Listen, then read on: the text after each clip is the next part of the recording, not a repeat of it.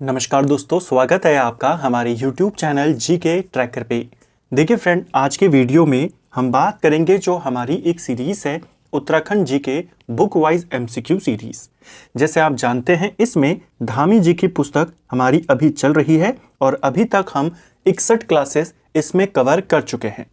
आज हम इस सीरीज की 62वीं क्लास कवर करेंगे, वहीं से आगे कंटिन्यू करेंगे जहां पे हमने लास्ट वीडियो में छोड़ा था।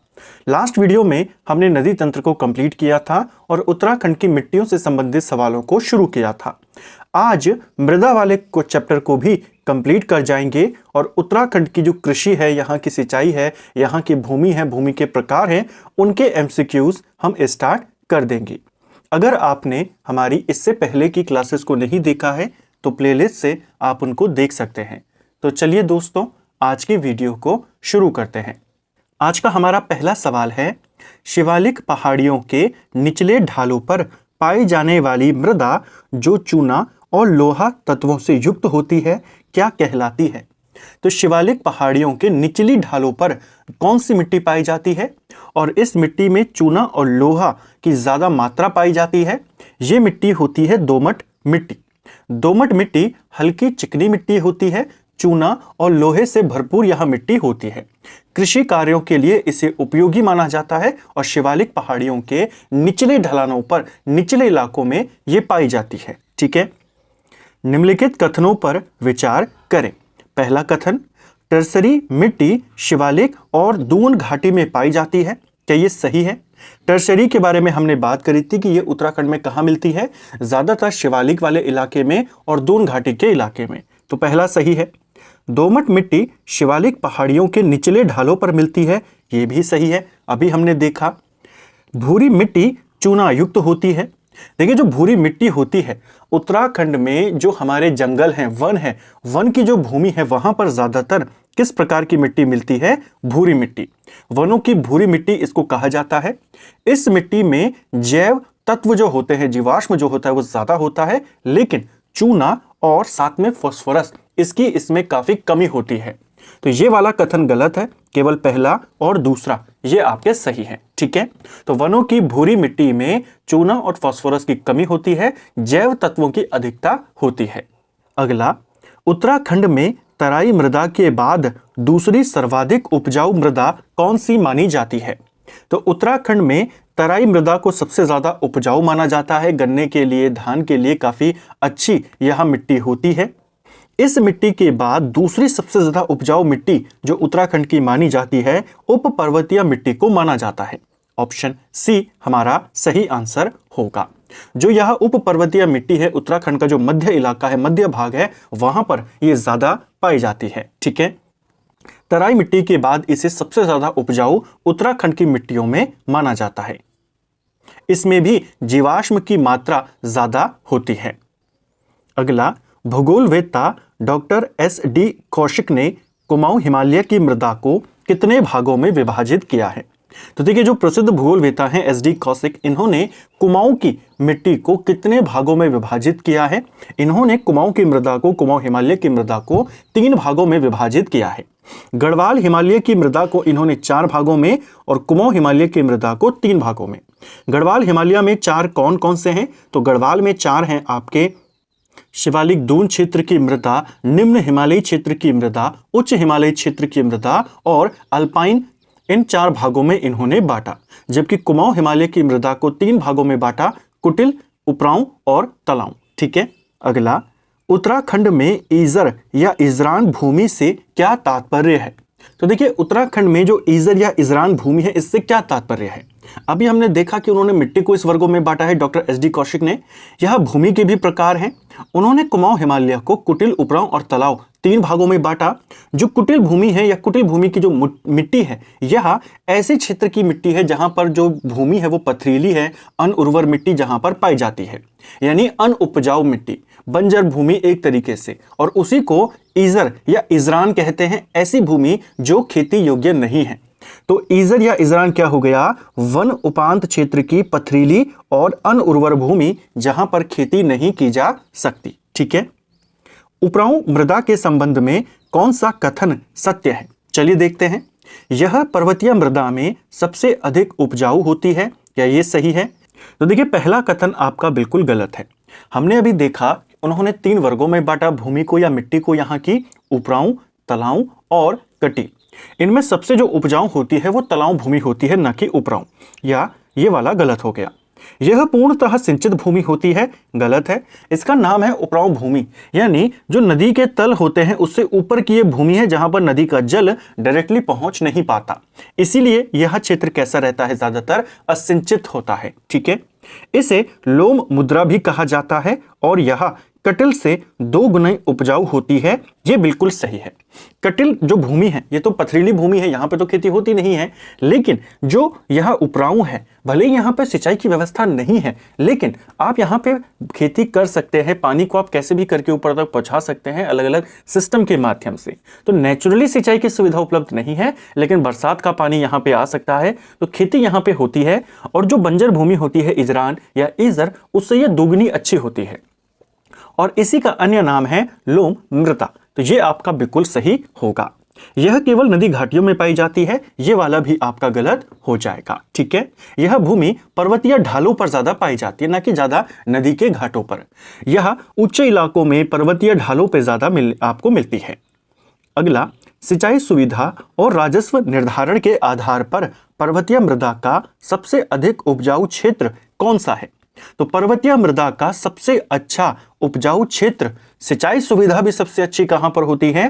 तलाऊ भूमि में, नदी के निचले इलाकों में, जहां पे नदी का पानी आसानी से पहुंच सकता है, जहां पे सिंचाई की सुविधा अच्छे से उपलब्ध है, जो केवल बरसात पर डिपेंड नहीं है, ऐसी भूमि खेती के लिए सबसे उपयुक्त मानी जाती है, सिंचाई से परिपूर्ण होती है और सबसे अधिक उपजाऊ ये होती है। तो सी आपका सही आंसर होगा। ठीक है, उर्वरता एवं अधिवास की दूरी के आधार पर सगवाड़ा किसे कहते हैं? भूमि का वर्गीकरण सिंचाई की सुविधा के आधार पे या उपजाऊ के आधार पर हमने देखा, जो किया है कौशिक जी ने। इसके अलावा भूमि की आवासों से या घरों से उनकी दूरी कैसी है, उर्वरता के आधार पर भी उनका भी विभाजन किया जाता है। उस आधार पर, यानी उपयोगिता के आधार पे, घर से दूरी के आधार पे स्थानीय रूप से भूमि को 3 वर्गों में बांटा गया है।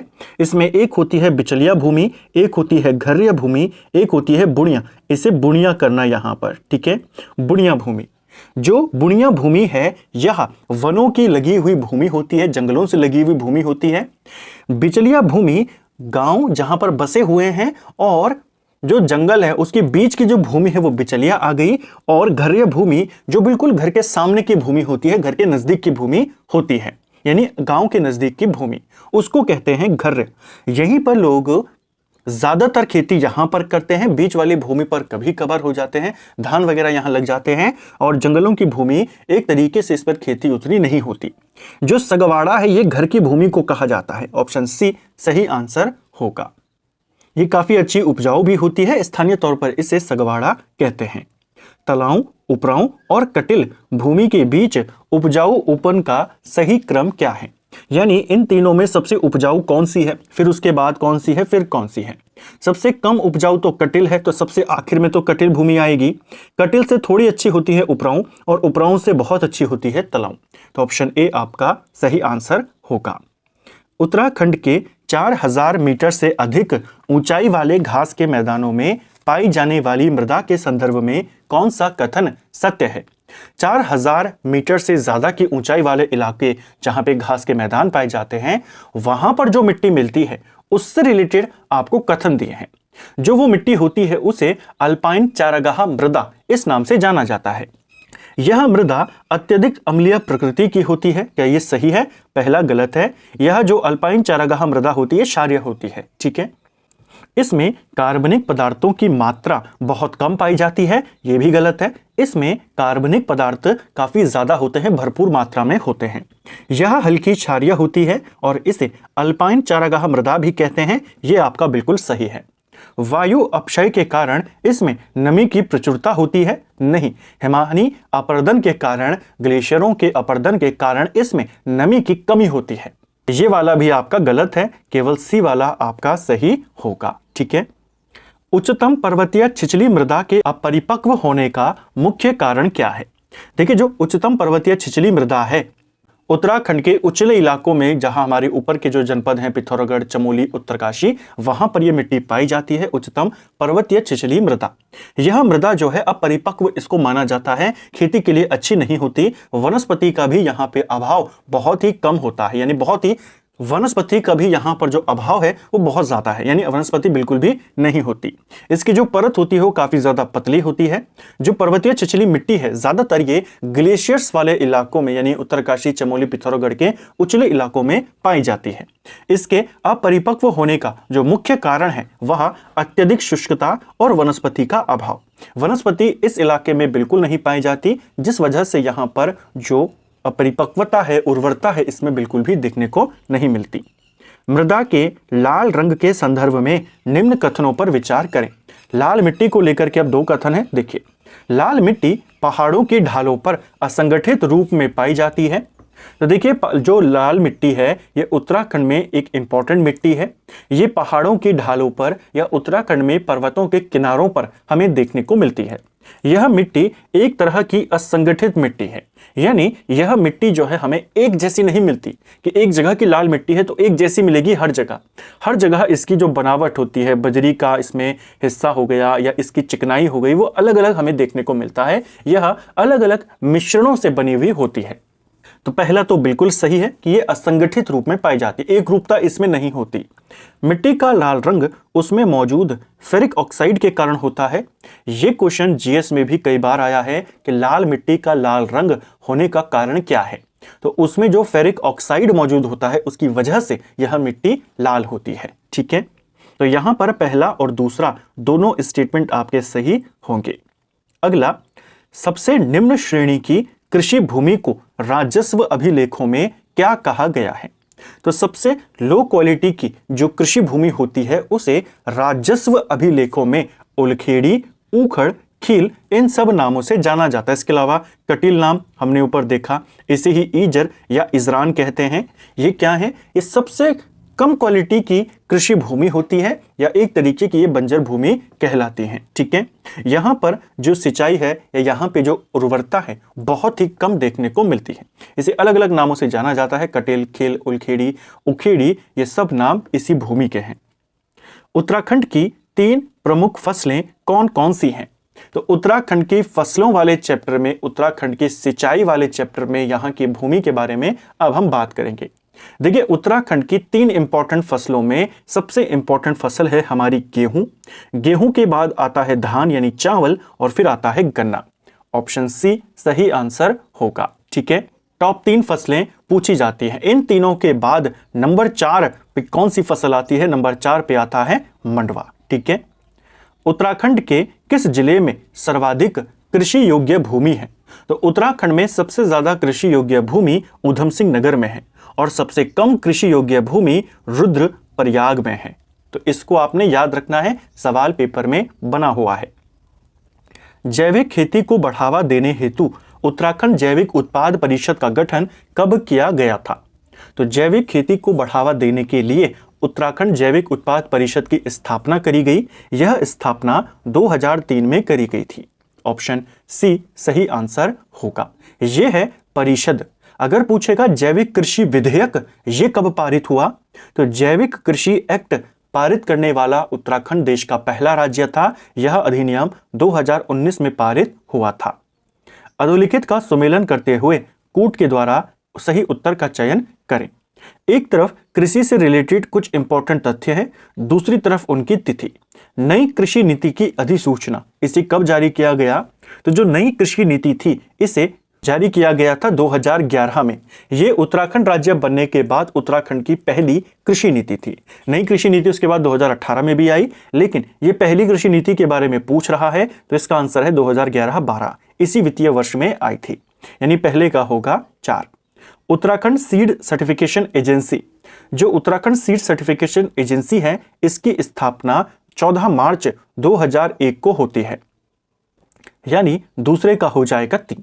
इसी से मिलता जुलता नाम है organic certification agency. Organic certification agency 2006 में बनी थी, यानी तीसरे का होगा 1। और कृषि उत्पादन विपणन बोर्ड, इसका गठन दिसंबर 2000 में होता है, यानी कि 2। 4312 हमारा सही आंसर है, 4312 ये रहा। इसके अलावा कुछ और इंपॉर्टेंट वर्षों को आपने यहां पे याद करना है। हमने देखा कृषि उत्पादन विपणन बोर्ड कब बना, 2000 में। उत्तराखंड सीड सर्टिफिकेशन एजेंसी कब बनी, 2001 में। ऑर्गेनिक सर्टिफिकेशन एजेंसी 2006 में बनी। इसके अलावा कृषि विविधीकरण परियोजना 1998 में इसे लागू किया गया था केंद्र की तरफ से। उत्तराखंड में यह योजना 2001 में लागू हुई। इसके अलावा किसान रत्न सम्मान, इसे कब शुरू किया गया था, 2010 में शुरू किया गया था। ठीक है। उत्तराखंड किसान आयोग ये कब बना था, उत्तराखंड किसान आयोग 2016 में बना था। उत्तराखंड राज्य के संदर्भ में निम्नलिखित में से कौन सा कथन असत्य है। तो भूमि के विभिन्न प्रकारों को लेकर के ये सवाल है। गाढ़ क्या कहलाता है, भूमि छोटी नदी घाटी में स्थित खेत उसे गाढ़ भूमि कहते हैं। क्या ये सही है हमारा? देखिए, छोटी नदी घाटी में स्थित जो खेत होता है, यानी नदियों के किनारे का जो छोटा सा इलाका होता है, मैदानी इलाका, उसे कहते हैं गाढ़ भूमि। बिल्कुल सही है। बगड़ नदी के किनारे की उपजाऊ भूमि को बगड़ कहते हैं। क्या ये सही है? ये भी आपका बिल्कुल सही है।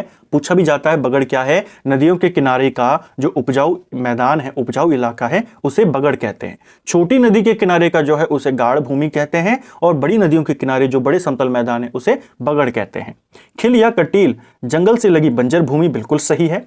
ईजर अत्यधिक उपजाऊ भूमि जिसमें रासायनिक उर्वरक का प्रयोग नहीं होता, गलत है। आप जानते हैं कटील भूमि का ही दूसरा नाम है ईजर, तो डी वाला आपका गलत होगा। ठीक है। राज्य में स्थानीय भूमि बंटवारे के आधार पर वह भू क्षेत्र जो गहरी घाटी में स्थित है और पानी एकत्र होने पर तालाब का रूप ले लेता है, इसे क्या कहते हैं? तो ऐसा क्षेत्र जो गहरी घाटी में स्थित होता है, जिसकी प्राकृतिक बनावट ऐसी है कि जब वर्षा होती है तो इस इलाके में पानी जमा हो जाता है और यह एक तालाब की तरह लगता है, इसे यहां पर लोकल स्थानीय भाषा में रॉ या रय भूमि कहते हैं। ऑप्शन बी सही आंसर होगा। ठीक है। राज्य में स्थानीय भूमि बंटवारे के आधार पर अर्ध सिंचित भूमि के लिए निम्न में से कौन सा शब्द का प्रयोग किया जाता है? अर्ध सिंचित भूमि यानी जिसमें पानी की मात्रा पहले से मौजूद है, यानी अंडरग्राउंड वाटर वहां पर मौजूद है, वो हमेशा पानी में डूबा हुआ रहता है खेत, और बाकी का पानी जब उसमें सिंचाई होती है तो बाहर से लाना पड़ता है। इस वाले खेत को जगह जगहों पर अलग अलग नामों से जाना जाता है, जैसे इसे इस इलाके में सिमंद कहते हैं या पचार सिमार भी इसे कहा जाता है। कैसी भूमि होती है ये? अर्ध सिंचित भूमि होती है। ठीक है। इसके अलावा ऊंचाई वाले इलाकों पर जो भूमि स्थित होती है, ऊंचाई वाले इलाकों पर, उसे धूरा या डांडा ये भी कहते हैं। ठीक है। इनका आपने पढ़ा भी है, पर्वत चोटियों को भी धूरा या डांडा कहते हैं। वहां की जो भूमि है उसे भी इसी नाम से कई बार जान लिया जाता है, इसको भी याद रखना है। ठीक है। तो फ्रेंड्स, ये था हमारा आज का वीडियो, जिसमें हमने उत्तराखंड जीके के 20 इंपॉर्टेंट सवालों को यहाँ पे देखा। हमने इन क्वेश्चन को पूरी डिटेल के साथ करने का प्रयास किया ताकि आपके सभी कॉन्सेप्ट यहीं पर क्लियर हो जाए। उम्मीद करता हूँ आपको आज का वीडियो पसंद आया होगा। अगर आपको ये वीडियो पसंद आई है तो वीडियो को लाइक करें, चैनल पर नए हैं चैनल को सब्सक्राइब करें, अपने दोस्तों के साथ शेयर करें। वीडियो आपको कैसा लगा कमेंट बॉक्स में हमें ज़रूर बताएं। Thank you friends.